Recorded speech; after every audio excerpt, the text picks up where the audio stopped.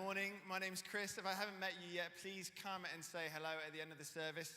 The dedications and baptisms were great, weren't they? I bet you're so proud of your little angels, even though they've got no idea what's going on. But my son Lincoln was dedicated last week, and I've been thinking about how these moments they're like seed planting moments, aren't they? They're kind of like we're planting seeds, and with careful love and nurture and God's input, then we can help these little ones become the people who they were created to be, which is a seamless transition into today's talk. If you've been here for the last few weeks, you'll know that we're talking about the vision of the church and where we believe God's taken us as a church. And to do that, we're kind of talking into values as well, our values as a church, because we think that's the vehicle that will get us to where we need to be. And a few weeks ago, Hanal started with talking about what it is to be family, what it is to be the family of God, and that to be like a fully functioning, healthy family, we need kind of three key elements to that. And how family is a place where we can be fully known. The good, the bad, and the ugly can all be on display. But also, family needs to be a place of unconditional love. Because when the good, the bad, and the ugly are on display, then we need unconditional love, because otherwise we're all going to drive each other nuts. And so also, a fully functioning and healthy family is a place where we can start to become the people that we were created to be. So this week, that's what I'm going to focus on.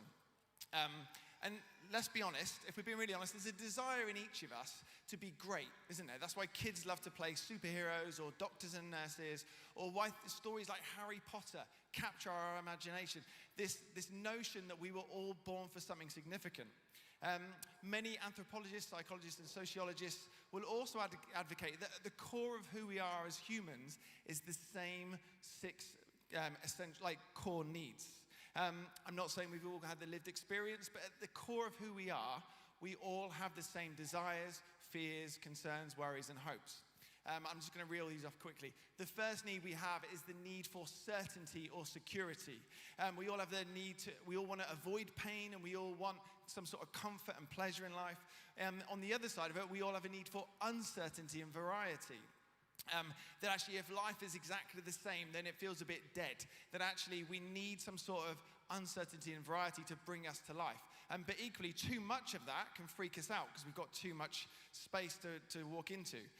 We all have a need for significance, to feel special, unique, loved, and important. We all have a need for love. We all have a need to grow. And we all have a need to contribute. So for some of us, there's the kind of primary need that drives us, this need for certainty. We basically have this inner monologue that says, I'm not going to do something unless I'm sure, unless I'm absolutely certain that it's going to work out. For those of us driven by love, then yes, sure, we want certainty, but we also, if love's our highest goal, then we're going to think very, very differently than if significance is our highest goal or our primary driver. If love is my goal, then essentially I want connection with other people. And I don't necessarily care who's right, I just want that connection. But if significance is my goal, then I need to be right. So there's different things. So whatever we're driven by will dictate how we think.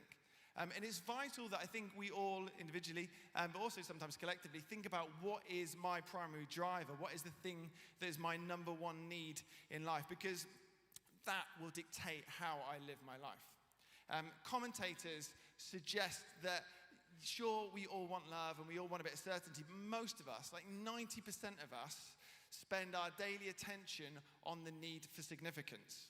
We live in a social media world, don't we? We live in a world where we put out their fake lives. We put on filters. We make life look better than it really is. We tell stories that are a little bit full of it. Because we believe in this false narrative or this false world where significance is more important than love. And to be honest, that's what separates us. But in the words of Bishop T.D. Jakes, success doesn't cure personal pain. Significance and success won't fix us, but we can be fixed. Commentators suggest that the second focus that most of us have is that need for certainty. That's why, if you're like me, you're obsessed with TripAdvisor before you go on a holiday.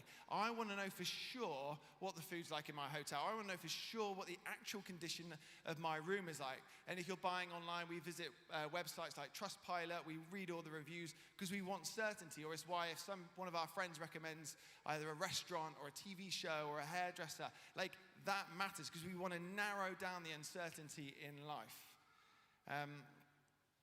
But the problem is that if our life is based on certainty, then we can't grow. You can't build a business on things being absolutely certain. You can't build a great relationship on everything being fixed and certain. Because if everything is fixed and certain, then we're never going to grow. And things won't change. And as I said earlier, if things don't change, then it can feel a little bit dead inside. What we focus on, what we think about, drives us. And here's the one thing that's like the takeaway for this morning. It's our beliefs and it's our internal rules that govern how we think and how we're going to achieve those goals. I just mentioned the growing requires change. And what is important is that if we don't grow, then we won't change. And we'll never become the people that we're created to be. We all want to improve our lives, don't we? We all want to make our lives better, whether it be physically or with your finances or emotionally or relationally. And that requires change. The issue is that many of us, what we spend our time and what we focus on, it doesn't actually leave us with a sense of fulfillment. We don't feel like we're living our best lives or life in all of its fullness. Or you might for a moment, but often that moment won't last. That's why the average person isn't as fit and healthy as we want, if we're being honest. And that's why we're not necessarily in relationships that are full of love and passion that we really desire. The average person is not as happy with their level of success as they thought they would be when they got that level of success. Like, how much money is enough? Just a little bit more money. We're never fully satisfied. So the key question is, how do we live our best lives? How do we live a life of fulfillment? Well, there's essentially two parts to this. Part one, to having an extraordinary life, is mastering what is called the skill of the science of achievement. And this is, for those of you who love this stuff, this is the left part of the brain, the doing part, which I spoke about in August, so I'm not going to repeat it, so don't worry. This is about how do I take what I envision and make it real? How do I, these thoughts and these dreams that I have, how do I make that produce something that I feel I'll be proud of? This is a skill set. You can learn skill sets. You can go to the right people, the right books, the right colleges, the right courses, and you can learn how to be successful. That's why it's called a science. It's like an economy. What you put in, you can get out. But I propose that having met many, many, many people over the course of my life, many people who are really good at this science of achievement, that really when you scratch the surface and you go deep down, they're not fulfilled. Many of them are still quite miserable and they're utterly disappointed with the success that they've got in life. The actor Jim Carrey said this: I think everybody should get rich and famous and do everything that they ever dreamed of, so they can see that that is not the answer. Another quote: and Alexander wept, seeing as he had no more worlds to conquer. That's from Hans Gruber from Die Hard. It's not that Alexander needed, it's not like he needed something else to do. It's that Alexander had got into his peak and realized that wasn't what his heart genuinely desired. It wasn't enough to fill the hole in his soul, and it is never enough. What is not needed, what we don't need, is a change in career or a change in success.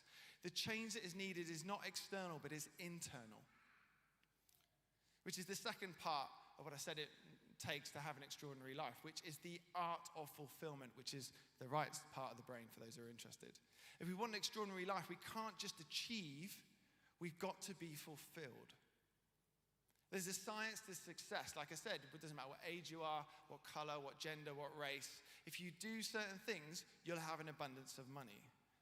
Think about the body. There's a science to the body. We know that if we do the right things, then our body will function well. We'll have an abundance of energy. And that will probably bleed into the rest of our life. But if we don't do that, I know that we're all biochemically different, but if we don't do that, then we know we're going to invite problems on ourselves. Low energy, potential health issues, potential mental health issues too. Fulfillment isn't like that. How many people do you know who got what they wanted and they weren't fulfilled? Last week, Sarah spoke on the story of the prodigal son.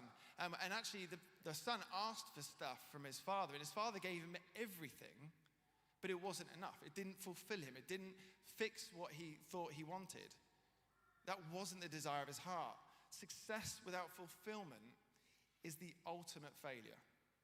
Because if you go after something and you fail, but you're an achiever, you don't really fail. You go, I've learned something, I know what I'm going to do, I'm going to go again. Like, that's not failure. But if you go after something and you succeed and you're still not happy, that is the ultimate failure. And unfortunately, an example of the ultimate failure is the incredible actor and comedian Robin Williams. Hands up who loves Robin Williams. He made people all over the world laugh.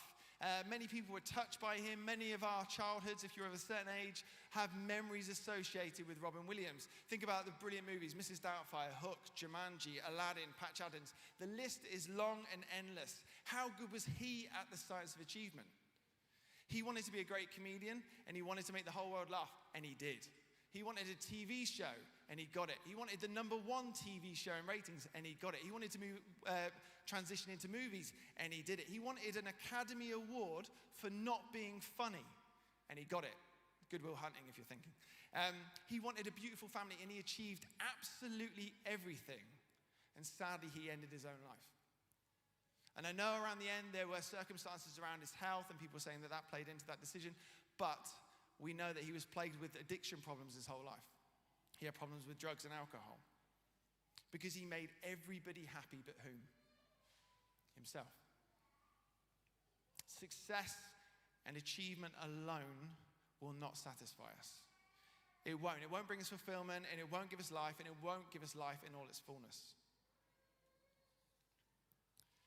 Ultimately, life is controlled by decisions. I believe God is the ultimate power, but I also believe he gives us choices. For those who are Christians in the room, that's why he put 2 trees in the center of the garden.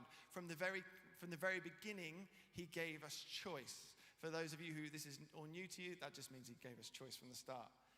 And love cannot be true love. It cannot be real love if there isn't freedom and choice. God is love, and he created a reality where choice was at the very beginning of all that existed. And the decisions we make are what determine whether we will become the people we were created to be. You may have had an awful start in life. I'm not going to belittle that. My mum, I've shared many times, my mum and dad are foster parents. Like, I get that people can have a bad start in life, and that's horrible. But ultimately, the person who's responsible for my life now is me. The person who gets to make decisions about my life now is me. I get to choose whether I go after a life of fulfillment or not. It's totally up to me. Our lives are guided from moment to moment by how we think and the decisions we make. And the passage that was read out earlier by Paula was from a book in the Bible called Romans. And the author Paul is articulating something that I think we all struggle with about the battle in the mind. And how many of us can relate to it. So I'm just going to repeat it. Paul said, I don't really understand myself. For I want to do what is right, but I don't do it. Let me start. This is quite a mouthful to say. It's a tongue twister. I do what I hate, and I want to do what is right, but I can't. And I want to do what is good, but I don't. I don't want to do what is wrong, but I do it anyway. And then skipping forward, he says towards the end of that part, there is another power within me that is at war with my mind. This is what makes me a slave to sin. How many of us ever wanted to get out of our mind, if we're being honest? You remember that phrase, like, I want to get out of my mind? Like, many of us, for some people, the mind doesn't feel safe, does it? And so actually we distract ourselves with thoughts of success or relationships or TV shows or media or social media or drugs or sex or alcohol. Like, it doesn't feel safe, so we distract ourselves from things like that. But Paul goes on to say, oh, what a miserable person am I. Who will free me from this life that is dominated by death? Thank God. The answer is Jesus. So how is Jesus the answer? In case you're new to this or it's your first time in church, the sin that Paul is talking about is essentially the stuff that ruins our lives. It's our thoughts, actions, behaviors, and it's stuff that is less for you than God's best. It's the stuff that weighs us down. It stops us becoming the people we're supposed to be. It's the stuff that screws up our relationships with each other and with God. And it stops us it's like muck that gets in the way of me receiving the love that God has for me. So how does Jesus free us to be the people we were created to be, to live life to the fullest and to make decisions that we want to make, not feel compelled to make decisions that we don't want to make? The Christian claim is that by Jesus' life, his death, and his resurrection from death, that he destroyed the power of this sin, the stuff that ruins our lives, and he set us free to be the people that we were created to be. So it's a good question. How does the cross do that? When reading the accounts of Jesus' life, we can see that increasingly and consistently throughout the accounts, this stuff that we talked about, this sin that ruins our lives, this evil, this stuff, it starts to swirl around Jesus like a great storm cloud. It's starting to it wants to get rid of him because he is the hope. And it comes to like a crescendo in just before Jesus goes to the cross, where Jesus says these words. He's speaking to this stuff, and he says, "This is your moment." He doesn't say this, but I think he's thinking it's not going to last. The time when the power of darkness reigns. So it's like all the powers of sin and evil and the stuff that ruins our lives are being lured to and converge upon Jesus on the cross. And it's in this very moment that God condemns and destroys sin in the flesh of Jesus. The evidence for Jesus' victory is the fact that he rose from the grave 3 days later, because death and sin couldn't hold him down. I just see it like a cosmic pylon. They did their best, but they could not hold him down, and he rose 3 days later. Which means that now that stuff's been defeated, we're free to choose to become the people that we were created to be. That's why, if you're new to this, that's why we sing. I mean, it's a weird thing if you're not a Christian, isn't it? Like these people coming to church and singing. That's why we sing about our love for Jesus. That's why we sing. That's why, because he took all of this stuff, all of our stuff, and in exchange, he gave us freedom. And he says, "I come to give you life and life in all its fullness, so that we can become the people we're meant to be." And you can think, yeah, but Chris, if it's defeated, then why am I still struggling? How come life isn't amazing? The ancient book of Proverbs, chapter 23, verse 7 says this: "For as a person thinks, so they are. So we think, so our life will be." Our inner world starts to become our outer world. So if we want to change who we are, to live lives of fulfillment that Jesus offers, we need to change the way we think. At the start of Jesus' ministry in Matthew, it's one of the Gospels, chapter 4, he starts off by saying, "Repent of your sins," so the stuff that ruins your life, "and turn to God." Now, I know that the word repentance has got a bit of a bad rap recently. I can see some people squirming in their seats. It's an awkward phrase, isn't it? It's often I think about those crazy people with A-boards clanging about telling me the end of the world is near. Unfortunately, they're misrepresenting what repentance actually means. And repentance isn't just confession and sorry. It means to change the way you think. To realize that Jesus is God, and as God, he freed us from the stuff that inhibits our lives, that restricts us and ruins our relationships, and he gives us life in return. I remember talking to a good friend of mine who was quite high up in the Buddhist world in the UK. We had a 2-hour chat once, and we basically came to a conclusion that we kind of believe in similar things for humanity. We believe about loving each other and looking after the planet and going after peace and changing our mindsets and things like that. And she concluded with this though: "Chris, Buddhism is exhausting because it's all on me. At least your Jesus has done the hard work for you." After Jesus was resurrected, he said that it was better for him to go to be with the Father in heaven, and he would leave his Spirit for all who believed in him and who would choose to follow him, and that this Spirit will help us and guide us into truth and guide us to life and peace. We get to come to him to ask for his help in freeing us from negative mindsets that are holding us back. But it is our choice. It's the decision we get to make. So very quickly, why else follow Jesus? Well, Jesus lived a life of fullness, and he offered it to us as evidence that it was possible. He was confident but not self-related. He was driven but not detached. He was gentle but not weak. He was free but he wasn't feckless. He was powerful but not oppressive. He was kind but not codependent. He was a leader but he wasn't a dictator. And he was a servant but not submissive. And on the cross, he offered us his life. He offered us that life to be our life. And if we make the choice to surrender our entire lives to him, he fills us with his life in his Spirit. If you want to make a whole life change, then we need to make a whole life commitment. It takes following him with all that we are. It takes asking him to come and fill us with all that he is. And when he does that, we're empowered by his Spirit to change us and to become the people that we were created to be. In a moment, I'm going to give an opportunity for us to respond to Jesus. You don't have to, again, this is your choice. Before I trained to be a church leader, I worked for the UN. It was an amazing job. I got to travel. I got to speak in the House of Commons. I got to affect public policy. I didn't pay tax. I was applying the science of achievement, and I was doing pretty well, and I was a borderline alcoholic. I couldn't sleep at night because my mind was messed up, and I needed to get out of my mind to be in a place to go to sleep. I spent a lot of time in the gym. You can't tell it now, but I used to. And I spent a lot of time on my appearance, trying to be perfect, having this warped thought that if I was, then I was worthy of love. I was always in relationships with different people, different women, and I didn't mean to hurt them, but I know I did. I didn't understand myself, for I wanted to do what was right, but I didn't do it. I did what I hated. I wanted to do what was right, but I couldn't. And I wanted to do what is good, but I didn't. I didn't want to do what was wrong, but I did it anyway. There was a power within me that was at war with my mind. I was a slave to the stuff that ruined my life and those I was in relationship with. I was incredibly insecure, and I was truly miserable. But I knew I didn't want that life. So in the end, I thought, I've got nothing to lose. I may as well open up all of myself to Jesus and ask him to heal my brokenness, to fill me with his Spirit, who is helping me to change the way I think and the way I am. And he did. Believe it or not, before that happened, I used to have a massive fear of public speaking.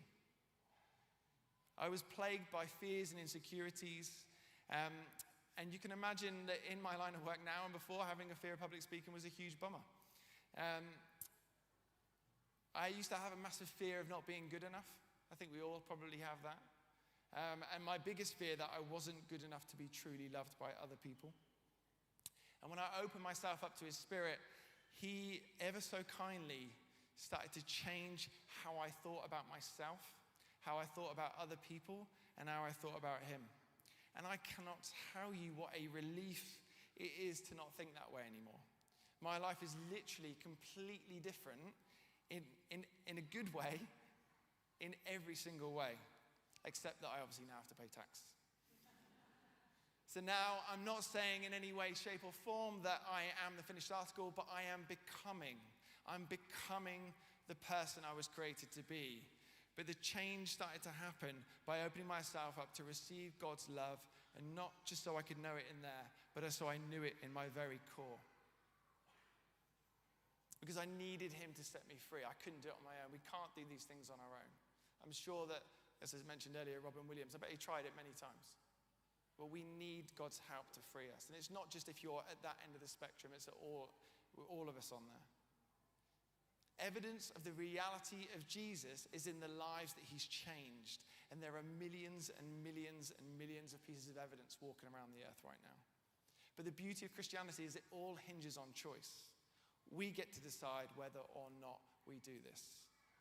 There's a beautiful passage in the Bible where Jesus says, I stand at the door of your heart and I knock. And it says that if we open the door, he promises that he'll come in and eat with us, which is just a Greek metaphor for him starting a relationship with us. Fullness in life is found in relationship with Jesus. The fulfillment we crave is received by the unconditional love of God, who doesn't want us to perform for his love. He's a perfect Father, and he gives it freely, and was prepared to pay any price so that we could be reconciled to him. All we have to do is make a decision and choose whether to accept his love or not. The most important decision we can make in life is to whether we give him the opportunity to love us, to answer that knock and invite Jesus in. That's all I've got to say. That's all great. That's all lovely. It's words, isn't it? You've all heard that.